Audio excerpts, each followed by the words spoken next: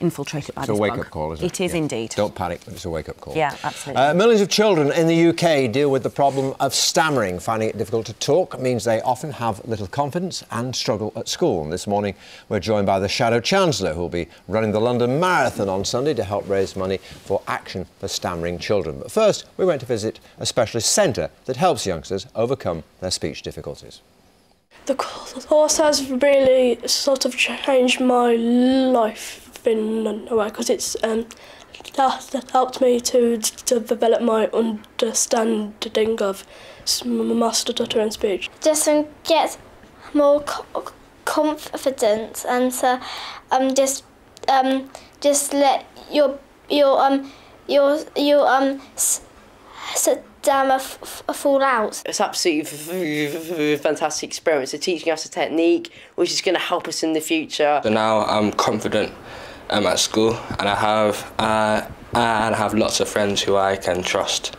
Well, joining us, as I said, is the Shadow Chancellor Ed Balls, who himself has learnt to deal with a stammer. Thanks very much indeed for being with us. Did watching that revive a few memories for you as a kid? I mean, you're known in the House of Commons as a bit of a thug, frankly, but I just wonder whether you, as a kid, were bullied because of that, or had a hard time because of that. I think, to be honest, with my surname, I had other problems to deal with as well at school. If you imagine. Indeed. Good point. For those kids there, it's so brave to be able to speak up about it. But all the evidence is, if you actually do speak about it, tell your friends, tell your teachers, that takes away the pressure. It gives them confidence. And that course there, 2 weeks, the kids are there and their parents for the whole 2 weeks, and they and their parents learn to be techniques, but also confidence, to be outward going. And we just need more children and adults to get the same chance they get at the Palin Centre in London and the Leeds Stammering Centre. So that's why I'm raising money. Give more kids the chance they're getting, because it's so brave what they've done there.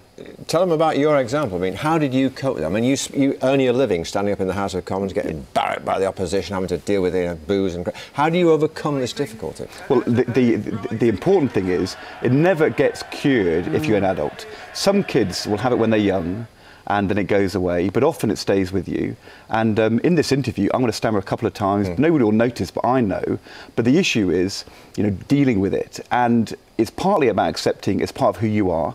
Therefore, you mustn't try and conceal it or pretend it's not there, because trying to block it or put it away is actually where, the problem. For mine, it's a bit different to those kids, although there was a lad on Monday who had it, the same as me. Mine's a block. So rather than overtly stammering, I will, in an interview, sometimes pause and being able to get the words out. Which makes you sound unsure of what you're saying, which for your job is absolutely critical. And therefore it's really important that people understand sometimes it happens, and it's not about being unsure, it's just sometimes you have a bit of a block. But actually all the evidence is, and I've seen this in my own life in the last 7 years, it's, if you like, since being in the cabinet, where it suddenly became difficult for me, that if people know about it and I've talked about it, then it's much less likely to happen, and when it does, it's not such a problem for me. Whereas if I'm keeping it quiet and concealing it, then it comes out. Then it's much more difficult. We can't resist a shot of you in your lycra, I have to say. The Prime Minister training for this event. There you are. Oh, your legs aren't out.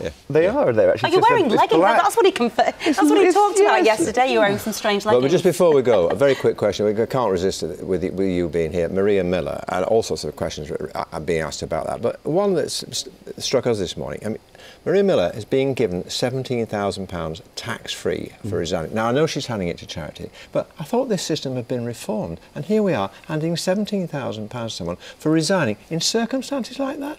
How come? The rules of the game are, when people leave this job, like other jobs, they get a portion of their salary, and if you suddenly, get sacked in a reshuffle, none of your doing, then fine. But in this case, she's given the money to charity, and it's a good thing to have done. Now, as far as my marathon's going, just to go back to that, you can give money to Action for Stammering Children or Whizz-Kidz, Just Giving. It's my 3rd marathon. I'm the slowest MP ever, but I hope the best fundraiser, and so she's given to her charity. But anybody who wants to back Stammering Kids, they can back my marathon run on Sunday. A clever link, Ed. I know. A very clever link. That was excellent. I thought we got him on the rack and turned it around to his own advantage as ever, but that's a position for you. Good to see you. Thank you. Thank you very much. Good luck. Thank you very much. Still to come, don't go to work, stay at home and change your passwords. That's a warning from internet experts.